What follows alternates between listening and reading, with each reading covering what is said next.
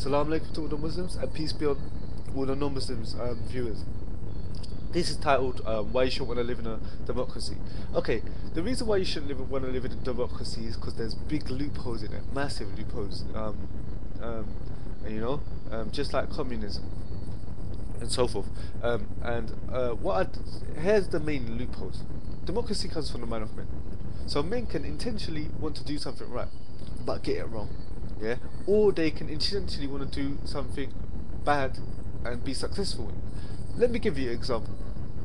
Let's just give human beings the benefit of the doubt. Let's just say that the guys at the top, the men, the rich ones, who basically makes up rules in society. Let's just say they want to be good, and they make up rules. Like I said, they could try to do it, but because human beings have a limited knowledge, they make rules for that time, and then when they come with a new problem comes to them, they have to basically get superior knowledge and then change it. You know. So, for example, you'll find people, like I said, this is a very example, I'm going to go through it very quickly because I've explained it before, and if you've seen my videos, you know it, is that atheists, they didn't want to take from the Bible, they didn't want to obviously take from the Quran or anything, so there came a stage when Darwin came out that God got thrown to the back seat, quote unquote. You can't really throw God to the back seat, but this is, people wasn't interested in God. So what happened? They started saying, "Listen, forget adultery and forget adultery and forget homosexuals and forget marriage and all this stuff. Let's just we don't we want to get away from that stuff. What we want to just do is be human beings and live our lives and do what we want to do as human beings." Okay, sounds like a good idea, doesn't it? Very good idea. It sounds like in theory, but so then what they said is okay. We have relationships now. Like now, we're not even gonna get married. We're just gonna, have relationships. Go and clubbing and stuff. And stuff like that. And then there was a problem. There was gay people. Now, gay people, they wasn't given the rights as straight people because they were gay. But it was religion that said that being gay was wrong. So they was like, okay. The gay people start saying, okay, since we're not believing in God no more, and Darwin's our great guy, now we want our rights, man. We want our civil rights, man. Because come on, guys, man, you lot done away with. Once you do away with some of the religion or some of the belief in God, hey, all the other stuff, the rules and regulation that come over with it, you have to get rid of that too because you got rid of God. The legislation has to go as well. So you lot have relationships. You lot can get married if you want to, yeah. You lot have the freedom to walk down the street holding hands and have sex with whoever you like, and as long as you're two consent adults, we want it too. So everyone, society was like, now. So the gays were like the oppressed people, like we want our rights. How can you have your rights and we can't do anything? And how can you, have? Why is it illegal? Why is it considered illegal for us to have sexual relationships? And why is it we considered in the medical books to have an illness because we're gay and so forth? So the politicians and the people and everyone in society generally say, look guys, man, we're not believing in this God stuff no more, so give these guys a break, man. Give them the same rights as us. Okay, they're two consenting adults, as long as they're two consenting adults, as long as they're two adults and they're not harming anyone, and they're above the age of consent, then give it to them. So then they, at the age of 18, yeah, gay people are allowed to have sex and this, that, and the other, and blah blah blah, and and so forth. So then everyone was like, yeah, we all can yeah, we all got rights now. We're all free. We're all living peacefully and happy and everything together. But they didn't know that in 2007, a new bunch of people were going to come up. Now these people, yeah, are called the incest guys. Now the incest guys you have a mother and a child, or a father and a child.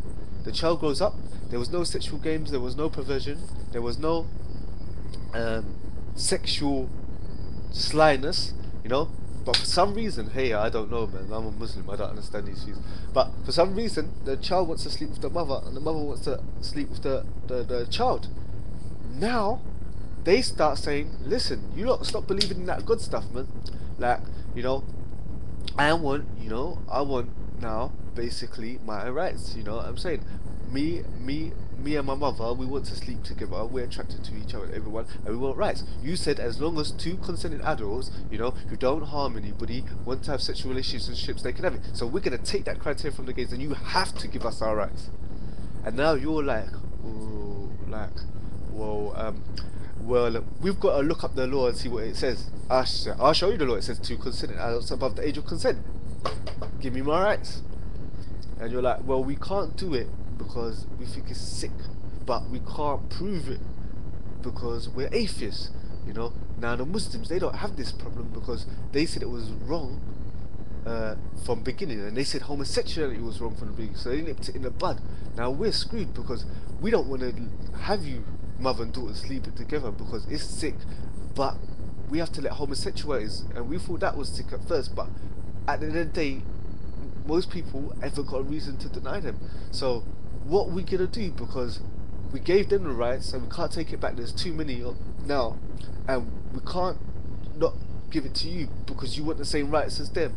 So what the hell are we gonna do? And trust me, I said it.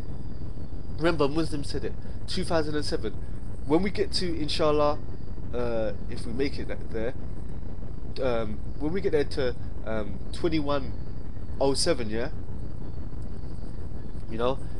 we see, I guarantee you that incest is going to be rampant, and then there's going to be another group of people maybe wanting to sleep with animals if they're not around now, hopefully they ain't, but what I'm basically trying to say is that you could want to do something, like we as Muslims we will never have this problem, so what is that basically is that you can, as a democracy, that's what I'm trying to say, it's a problem because it comes from men's mind, yeah, and it doesn't come from God, and one of God's name is Al-Hakim, the Most Wise. So therefore, you could try to want to do something good, yeah, and mess up, and that's for the good guys. That's for the guys that are actually trying to do some good. For example, like the laws, yeah, even the way you do it, you like the robbers. Like I come from Jot, yeah, I used to rob people blatantly before I was a Muslim and so forth, and blah blah blah. In this country, the law is on the side of the robbers and the criminals rather than the victims.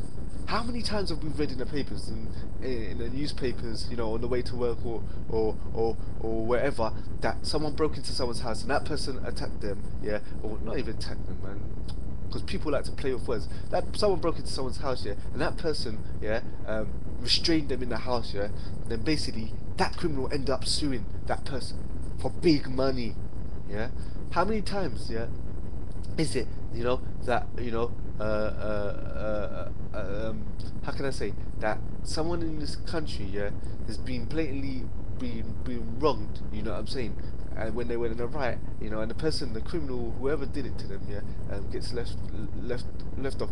In this thing, the criminals have too much right, and the victims have no right, So the real victims are the ones that get in trouble. You know what I'm saying? But anyway, that was the first part.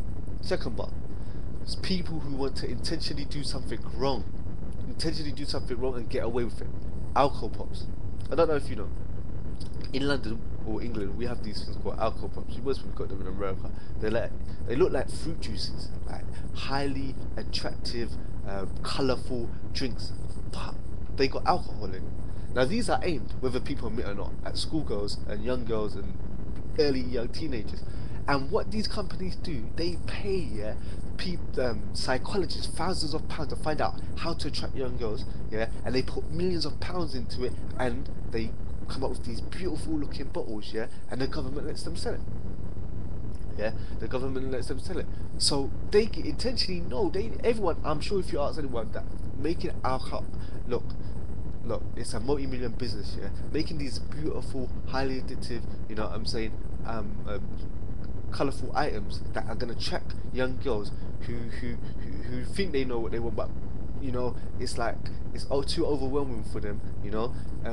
Do you think it's right? The government would say it's wrong, and I'm sure the people who are making it know it's wrong, but it's bringing big cash, so they turn a blind eye because it comes from man's law.